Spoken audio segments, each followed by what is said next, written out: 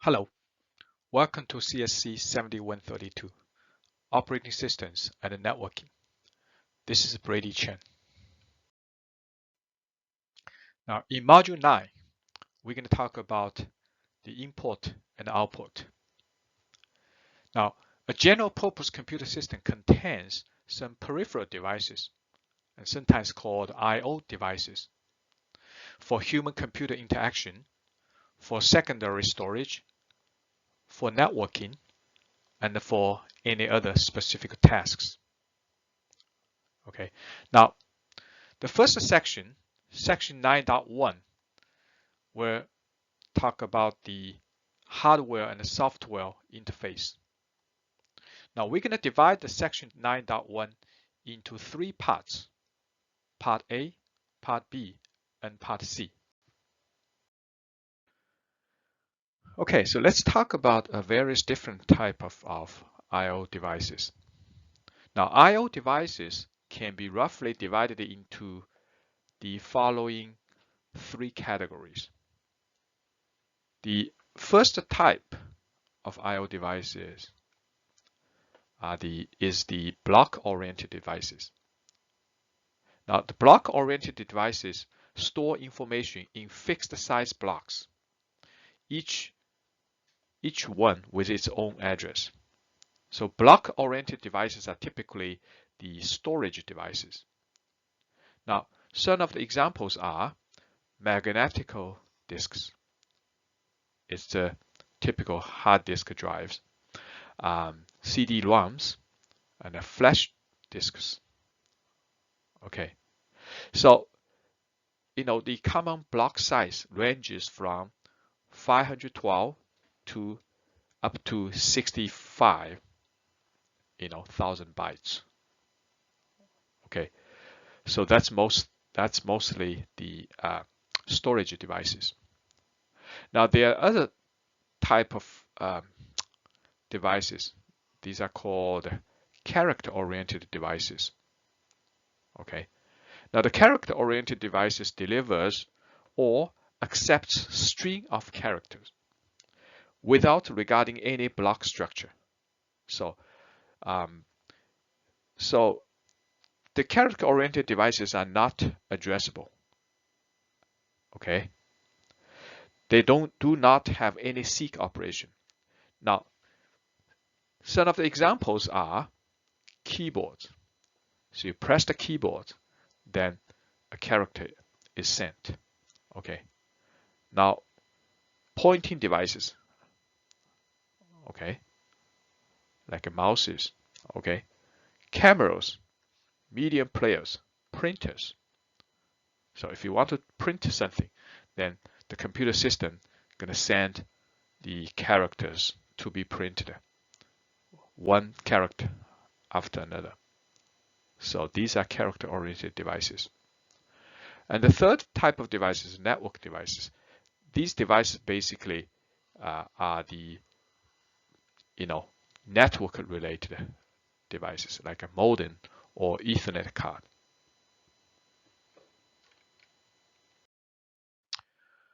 Okay, so let's talk about the I/O hierarchy. Now, before we do this, let's first introduce the device controller, or sometimes called the device adapter, and device driver. Okay, now devices are attached to the system using controllers. And a device controller is an electronic circuit capable of operating a specific I/O device using binary signals. So let's say, suppose we have a device here.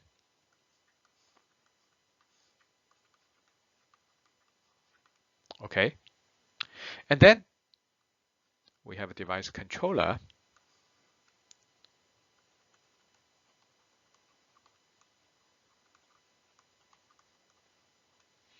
Okay, which is an electronic circuit capable of operating specific I/O device using the binary signals. Okay, it will communicate between the controller and the device using binary signals. Now, for example, one of the example of device is a printer. Okay, and then in order to operate a printer, then we need a printer controller. And for keyboard, and we have a keyboard controller.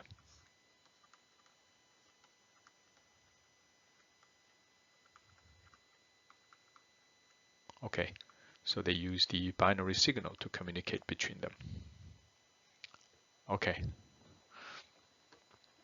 Now, the interface to a device controller is a set of hardware registers and flags.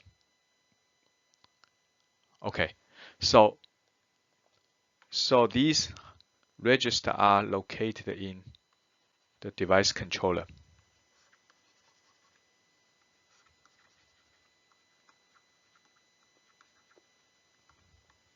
Okay.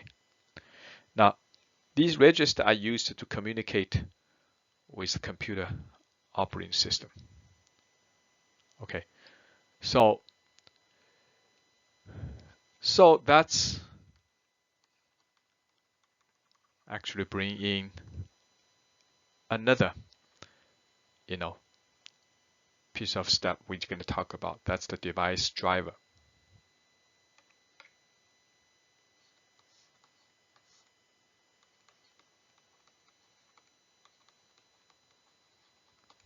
Okay. Now for printer, we have a printer driver.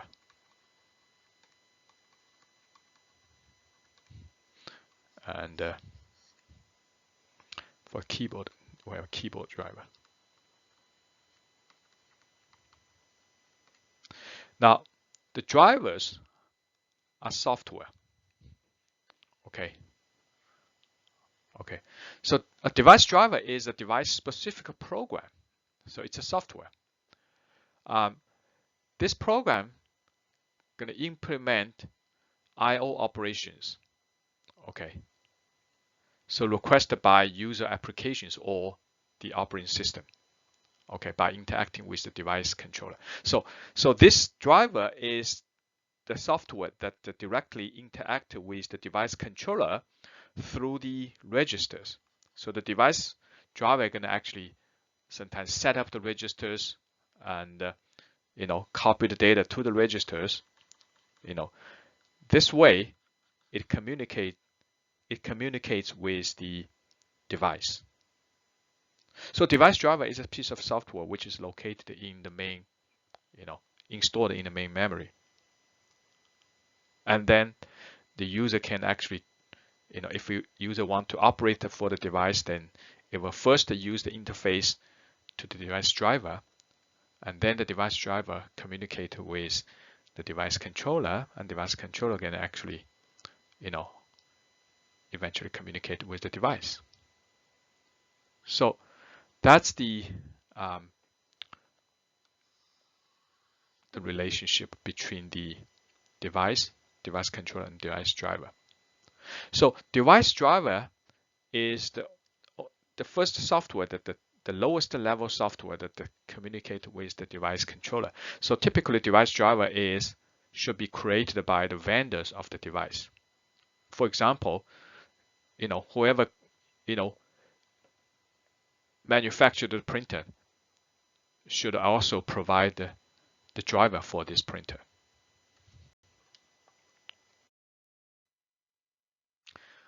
Okay, so as we mentioned in the previous slide, devices are attached to the system using device controller.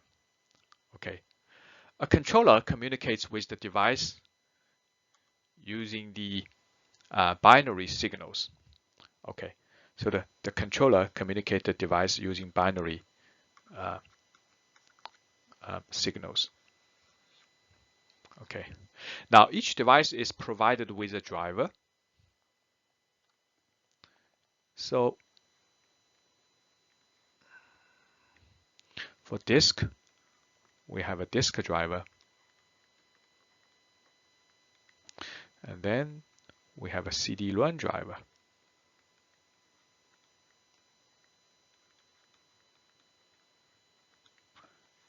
Now for keyboard, we have a keyboard driver.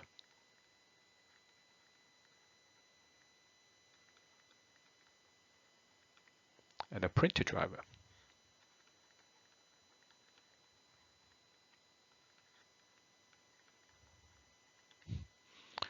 Now for the modem, we have a modem driver.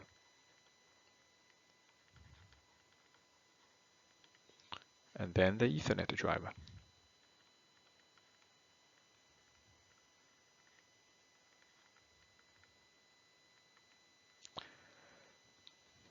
And these drivers communicate with the corresponding controllers via registers and the hardware signals. Remember, we just mentioned about the registers in the controller, right? So then it just communicates between device driver and the controller through the registers and the signal. Okay. Now, the interface between the device drivers and the controller is the boundary between the hardware and the software. And everything below the line, that's hardware, and that's a software. So the device drivers are the lowest level software that communicate with the device controller, and then communicate through the controller, communicate with the device. Okay. Now, to permit easy addition of new devices, if you want to add a new devices, right? The I/O system supports several generic API instruction. Okay, in this case, it supports 3 generic API instructions. The first, the typical subdivision includes the instructions for the block-oriented devices. These are mostly the storage devices. And the character-oriented devices, like keyboards, pointing devices, okay, and the printers. And then the network devices, such as modems and Ethernet adapters. Okay, so they provide a 3 set of generic API instructions. Okay, so the first type is for block devices, read or write block, okay, such as disk and a CD-ROM. And then the second type is the read and write character. And then the send for the network devices, either send or receive data. Okay. So the application can actually using either one types of the instructions.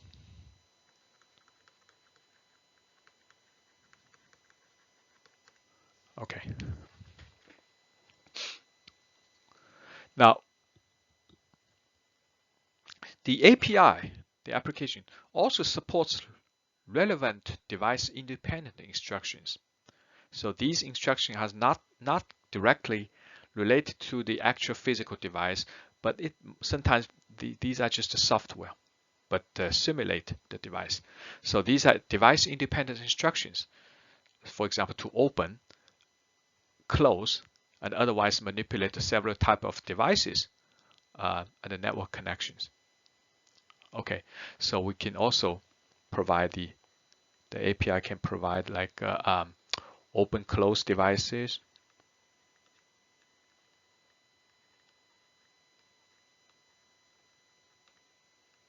Okay, so that's for block oriented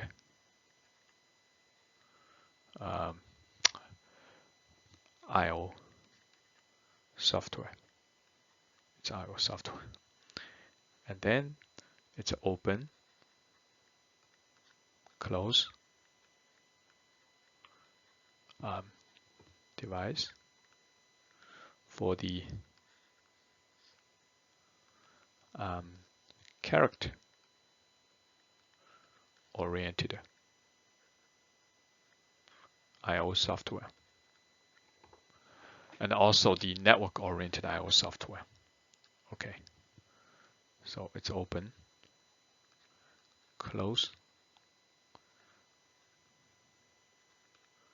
So it's a network oriented I/O software. Okay, let's actually, color these,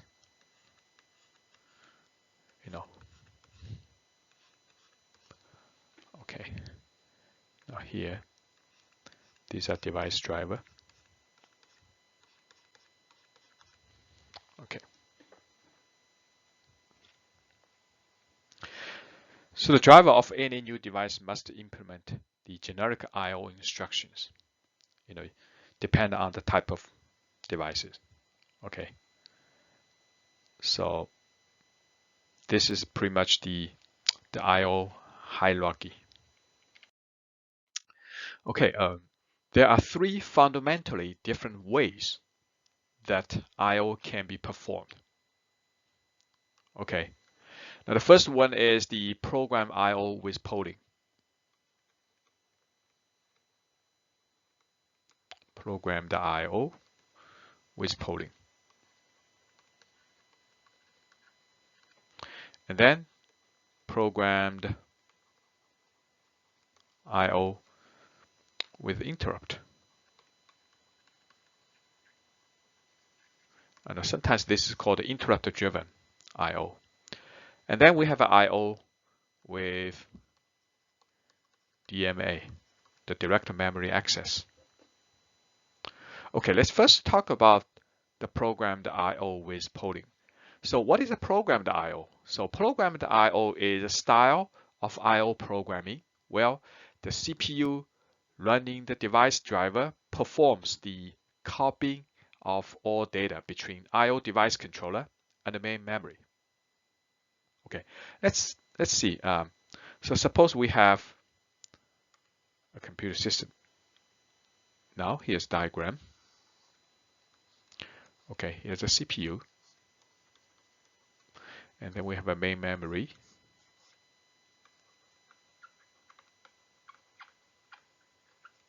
And then we have a device. And then between device and the rest of the computer system is the device controller.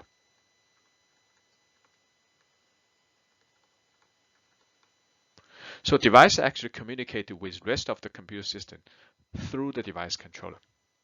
Okay. Now, so in the device controller, it contains some registers.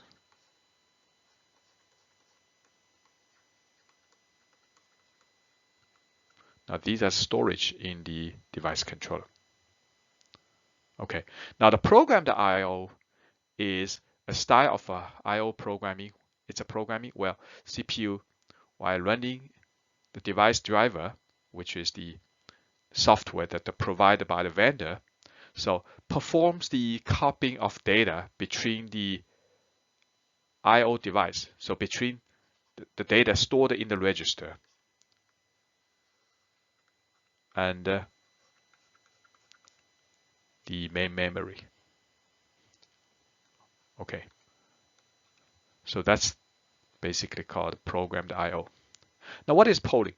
Polling is a technique to determine whether a device is busy or idle by reading a flag set and reset by the device controller. Okay, now a device controller contains a particular register called busy register. Busy register. Now, a busy register may be a very simple register. It just shows whether the device is currently busy or idle. Okay, So using the polling, that we basically just determine whether a device is busy or idle by reading. The CPU can actually send a request and read whether the busy register actually shows it's currently busy or currently idle. Okay.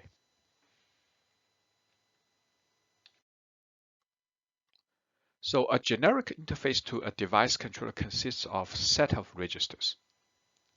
Okay. Now, the first one is opcode. Okay. So this register basically specifies the type of operation requested. It's just like one of the area in the instruction. So the machine code. There's an opcode and operands. And operands is another register.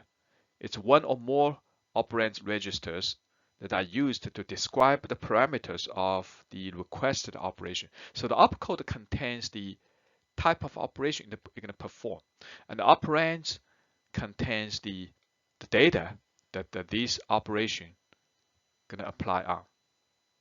Okay. Now the busy register, this is a very simple register. There's only one bit. Okay, it's just like a flag. The register is set by the controller to indicate whether the device is busy or not. If the busy is the device is currently busy working on its task, then the busy register is going to be set to busy. So that means don't bother me because I'm busy. Okay, when the device is available, the controller is going to set the busy register to idle. Okay.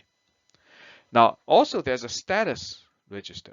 So this register is set by the controller to indicate the success of or failure of the last I/O operation.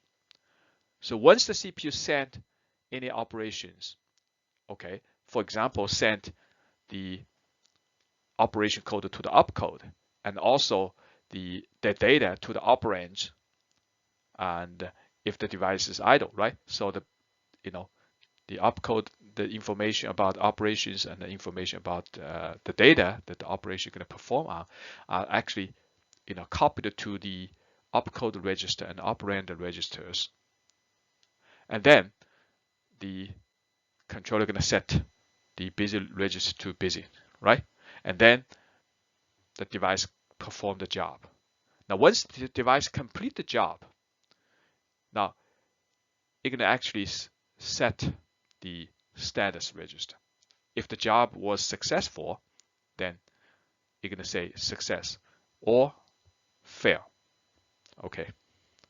Now, data buffer, this actual register basically stores the data to be transferred between the device and the main memory.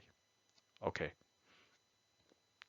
So, depending on the device type, okay, the data buffer may hold a single character or a block of data. So the data buffer could be small or could be huge.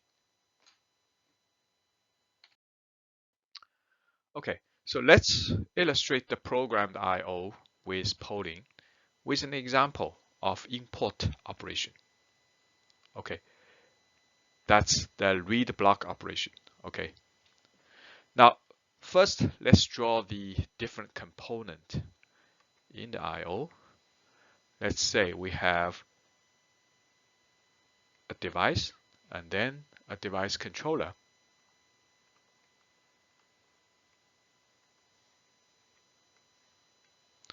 Now for read block operation, I assume that device is the hard disk. Okay, magnetical hard disk. Okay, now the controller contains a couple of registers. So the first one is operands register, and then opcode, and the busy register, which is just 1 bit. Okay, and the status register, and the buffer. Okay, and then the software side, there's a driver for read operation. Okay, so the driver is here. It's a piece of software. They're going to perform certain operation. And then we have the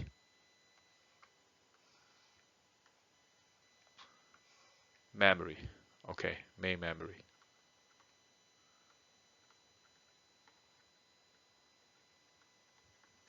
Okay.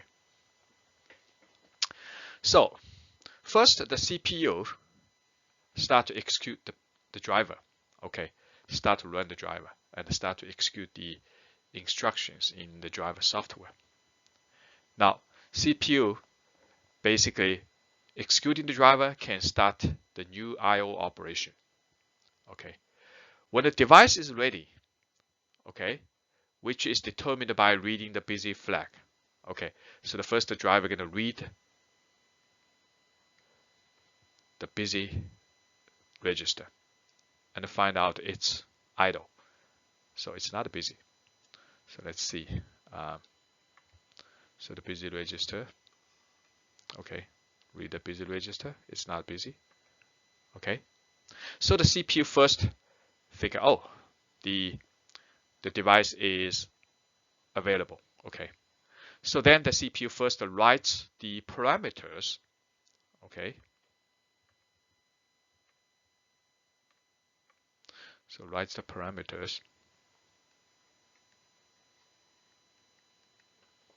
Okay, write the parameters.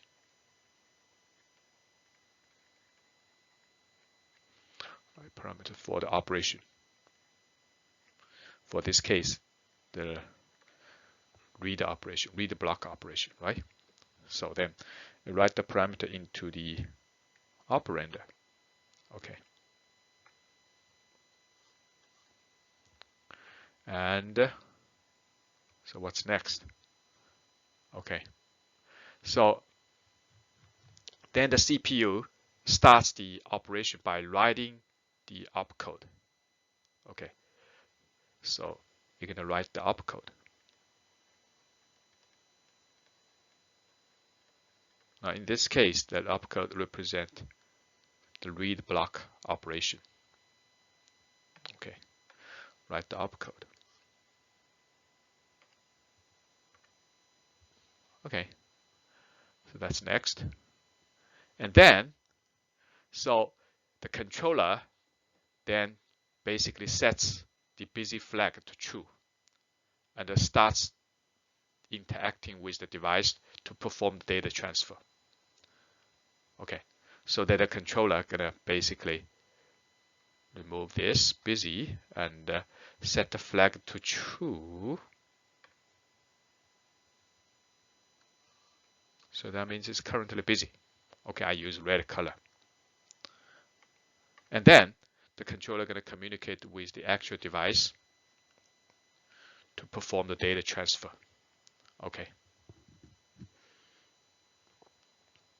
So the next one, the CPU then enter the loop. Okay. So CPU gonna repeatedly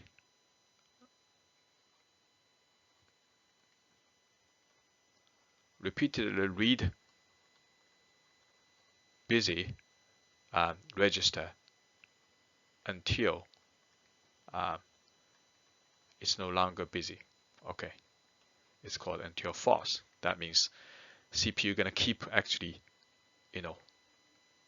read the busy register to see, are you ready?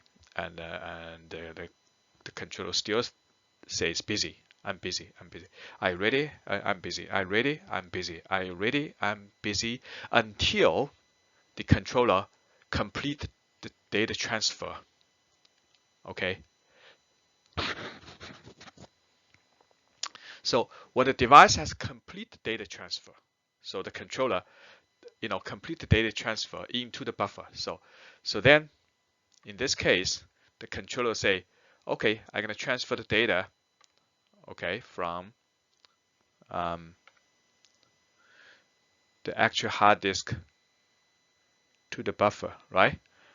Now that's internal. It has nothing to do with the operating system itself. It's basically the proprietary operation within the device. So until it's complete the data transfer, and so the buffer is ready. Okay, all the data has been completely transferred into the buffer. Okay, then the controller just indicates the success or fail of the operation by setting the status register. Okay, now if it's successful, and then it can say, okay, it's successful. Okay, now once this is done, the controller gonna actually change this busy register status to idle. Okay. Now remember, the driver is keep reading this busy register, right?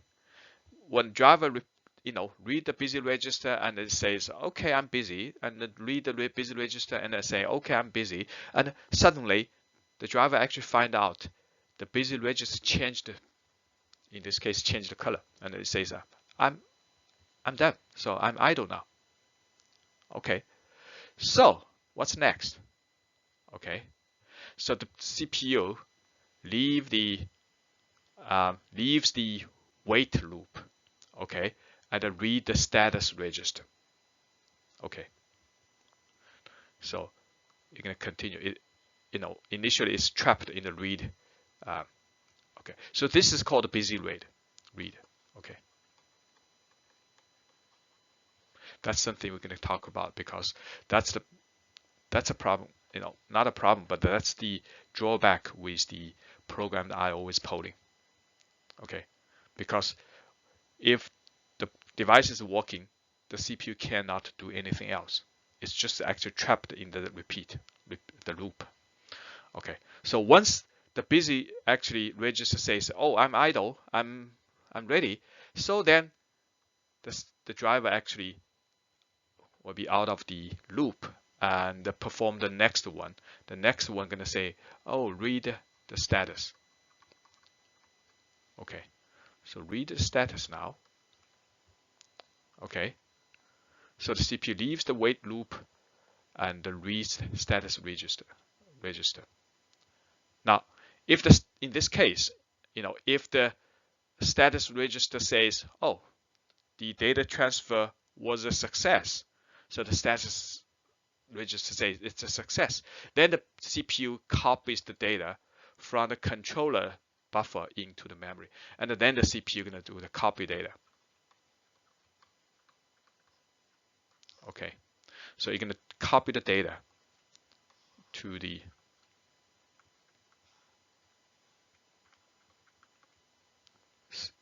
memory. Okay. Now, so then once this is done, the whole operation is done. And then the device is now ready for the next I/O. Okay, so that's the example here. So that's the controller, that's device driver, and that's main memory. Okay, so that's the example. This is how the programmed I/O with polling is working. Okay, so now the programmed output with polling is very similar to the programmed input with polling. Okay, it's analogous. Okay, when the device is not busy, the CPU copies the data from the main memory to the controller buffer and issue an output read request. Okay, now the opcode is going to be output read request. Basically read from the memory and write into the device. Okay, so the CPU then pulls the busy flag until the operation completes, and the operation was successful, if the operation was successful, the CPU may proceed with the next output operation.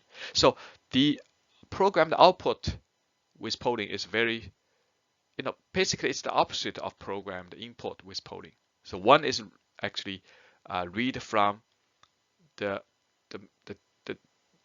device, the disk, to the memory, and the other one is, read the data from the memory into the device. Okay, so I'm not going to actually do this in here. So you can actually try to figure out how to draw the similar diagrams. Okay, thank you.